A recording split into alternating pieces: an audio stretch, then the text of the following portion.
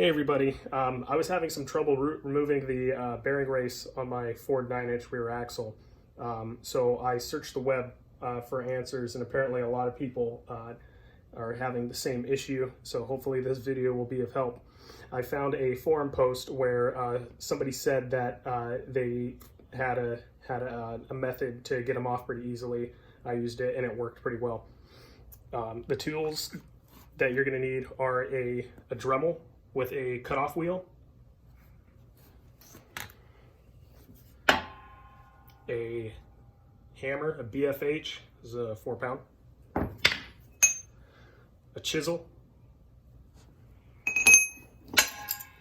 and a slide hammer. So if the slide hammer does not get it, what I did, and I wanted to actually record this on the other bearing race, but it fell off while I was pounding on this rear axle housing. So what I did with this is I cut with the cutoff wheel after pulling it out a little bit with the slide hammer. I pulled it out enough so that I could see how deep I was cutting with the cutoff wheel. Then I took the chisel and stuck it in like so and pounded it from the outside with my hammer.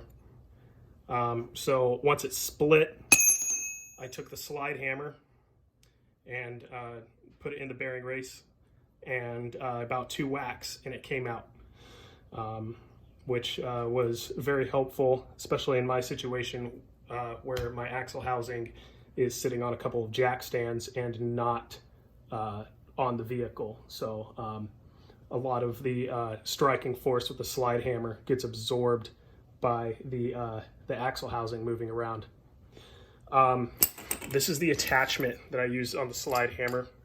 For those of you who are using slide hammers, this is just a big kind of double claw puller.